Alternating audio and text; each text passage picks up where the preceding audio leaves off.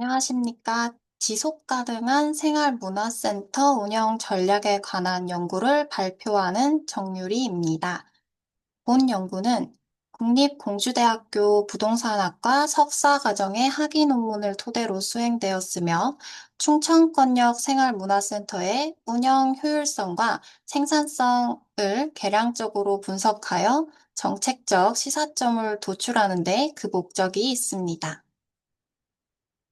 먼저 연구의 전체 진행 흐름을 안내해 드리겠습니다. 발표는 다음 5장으로 구성됩니다. 첫 번째 장인 서론에서 연구의 배경 및 목적, 연구의 범위 및 구성을 말씀드리고, 두 번째 장 이론적 고찰에서 DEA와 만키스트 생산성 지수 측정 모형이 무엇인지, 그리고 본 연구가 선행 연구와의 어떠한 차별성이 있는지에 대해 설명드리도록 하겠습니다. 세 번째 장 연구 방법에서는 분석 대상 및 분석 방법, 그리고 어떻게 변수를 선정했는지에 대해서 소개드리도록 하겠습니다. 네 번째 장인 분석 결과에서는 DEA 결과와 만키스 생산성 지수의 분석 결과를 요약해서 언급하도록 하겠습니다. 그리고 마지막 장인 결론에서는 본 연구의 간략한 요약과 함께 정책적 제언을 할 수 있도록 하겠습니다. 각 장별 핵심 내용을 중점적으로 설명드리도록 하겠습니다. 연구의 배경 및 목적을 언급하겠습니다. 충청권은 수도권에 비해 인구, 경제력, 문화 인프라, 재정 자율성 등에서 구조적 열세에 놓여 있습니다. 즉, 문화 접근성에 있어서 불균형이 초래되어 있고, 지속 가능한 생활 문화에 있어서 제약에 놓여 있다고 볼 수 있습니다. 하지만 충청권은 중부권 지리적 중심지이기도 하고, 세종시를 중심으로 한 행정 기능의 집중 등으로 인해 생활 문화 수요는 증가할 가능성이 큰 것으로 보여집니다. 이러한 배경에도 불구하고 충청권의 문화 인프라 확충 및 운영 전략에 대한 실질적인 분석은 부족한 실정입니다.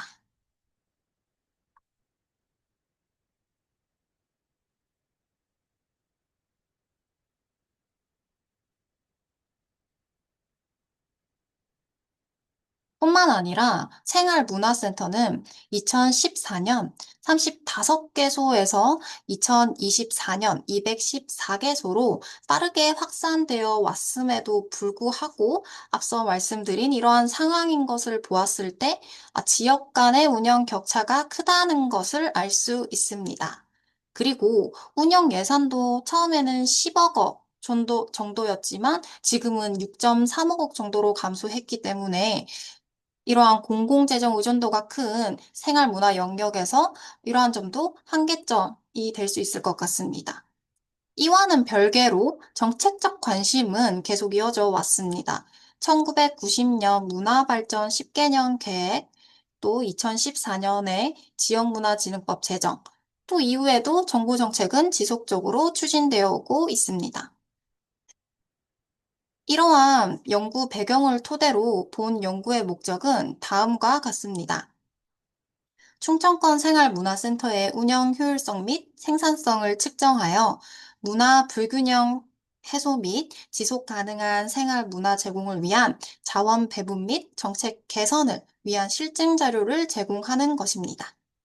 이어서 본 연구의 연구 범위 및 구성을 설명드리도록 하겠습니다. 먼저 연구의 대상 지역은 충청권 4개 지역입니다. 즉, 대전광역시, 세종특별자치시, 충청북도, 충청남도를 대상으로 하였습니다. 이들 지역은 중부권의 지리적, 정책적 요충지로서 생활문화센터 운영 현황이 상이하기 때문에 비교 분석을 통해 더욱 일반화된 시사점을 도출할 수 있을 것 같습니다. 다음으로 분석 대상인 DMU, 즉 의사결정 단위는 전국 문화 기반 시설 총람 2022년에서 2024년 자료를 기반으로 균형 패널 데이터 요건을 충족한 생활문화센터 12개소로 선정하였습니다. 이렇게 3개년에 걸친 동일 시설군을 추적 분석함으로써 연도별 성과 변화를 면밀히 비교할 수 있습니다. 연구 기간은 2022년부터 2024년까지 총 3개년 자료를 활용했습니다. 마지막으로 분석 방법은 두 단계로 이어집니다. 먼저 DEA 자료 포락 분석을 통해 CCR 모형과 BCC 모형을 적용하여 각 생활문화센터의 상대적 효율성을 측정합니다. 이후 맘키스트 생산성 지수를 활용하여 2023년과 2024년 사이에 생산성 변화를 분해해서 분석함으로써 기술 효율성 변화와 기술 변화를 구체적으로 파악하고자 합니다. 이와 같은 연구 범위와 방법론을 바탕으로 충청권 생활문화센터의 운영 실태를 진단하고 지속 가능한 운영 전략 수립을 위한 실질적인 정책 제언을 제공하는 것이 본 연구의 목표임을 다시 한번 말씀드립니다. 연구의 구성은 앞서 설명드린 목차와 흡사하기 때문에 생략하도록 하겠습니다. 이제 이론적 고찰, 특히 DEA와 맘키스트 생산성 지수 측정 모형에 대해 설명드리도록 하겠습니다. 우선 효율성의 개념부터 짚어보면 효율성이란 주어진 투입 대비 산출을 최대화하거나 반대로 산출량을 일정하게 유지하면서 투입량을 최소화하려는 상대적인 개념이라고 보시면 됩니다. 본 연구에서는 두 가지 분석 기법을 활용하는데 첫 번째, DEA, 자료 포락 분석은 비모수적 기법으로 CCR 모형과 BCC 모형을 통해 각 DMU의 상대적 운영 효율성을 측정합니다. CCR 모형은 규모 수익 불변을, BCC 모형은 규모 수익 가변을 가정하여 규모 효과를 구분할 수 있다는 장점이 있습니다. 이 표를 보시면 표의 왼쪽 부분인 DEA 항목을 보시면 DEA 항목은 단기 효율성을 분석하는 데 특화되어 있고, 즉, 예를 들어서 2024년 시점에 각 센터 간의 상대 비교를 가능하게 합니다. 그리고 오른쪽에 있는 맘키스트 생산성 지수 MPI는 시계열 생산성 변화를 분석합니다. 그래서 예를 들어 2023년에서 2024년으로의 생산성 변화율을 추적할 수 있습니다. 이를 통해 시간의 흐름에 따른 기술 효율성 변화와 기술 변화를 분해해서 살펴볼 수 있게 됩니다. 마지막으로 분석 방향은 산출 지향을 선택했습니다. 이는 동일한 투입하에 산출을 얼마나 늘릴 수 있는지를 평가하여 센터 운영의 실질적인 성과 개선 가능성을 파악하는 데 도움되기 위함입니다.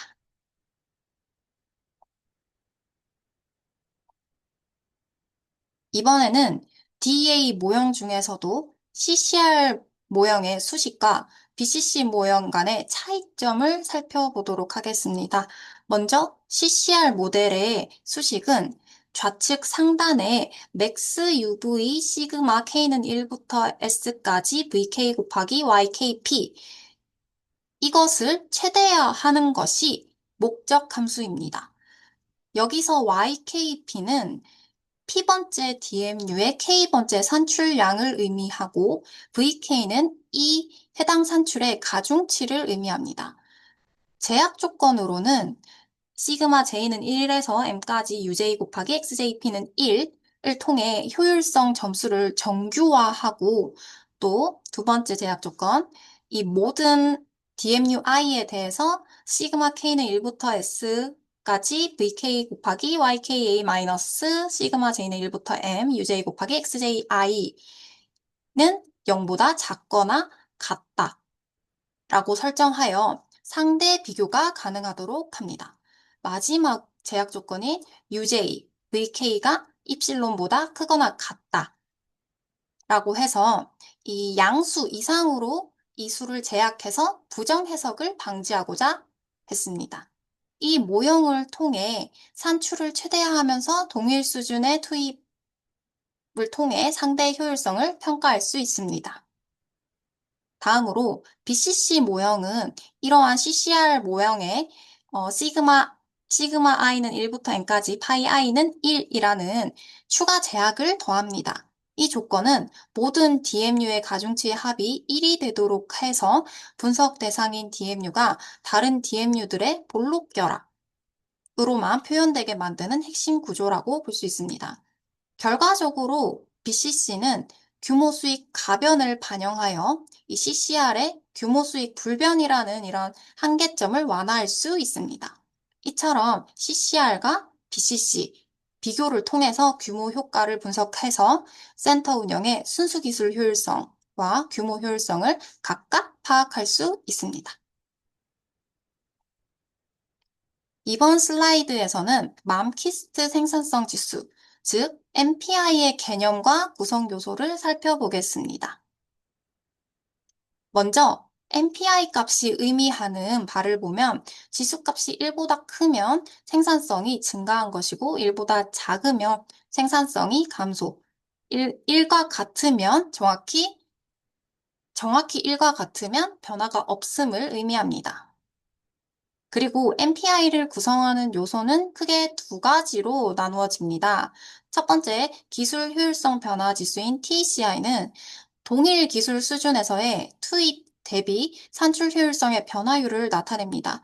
두 번째, 기술 변화 지수 TCI는 시간에 따른 기술 수준 자체의 이동, 즉 생산 가능 곡선의 이동을 반영합니다. 이는 다시 세분화될 수 있는데 이 기술 효율성 변화 지수 TCI가 순수 기술 효율성 변화 지수 PCI 곱하기 규모 효율성 변화 지수 SECI로 구분되어집니다. 따라서 최종적으로 MPI는 PCI 곱하기 SECI 곱하기 TCI 이 세 가지 구조로 생산성 변화를 분석할 수 있습니다. 이와 같은 세부 분석을 통해 단순한 전반적 생산성 변화를 넘어서 효율성 개선과 기술 진보의 기여도를 파악할 수 있다는 점이 이러한 MPI의 큰 장점입니다.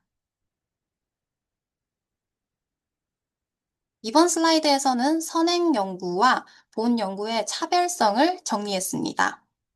먼저 공공도서관 관련 연구를 살펴보면 김선혜, 정재명, 안효민, 이영훈 등 다양한 연구자들이 투입 산출 변수를 활용하여 DA를 통한 상대 효율성을 평가하였습니다.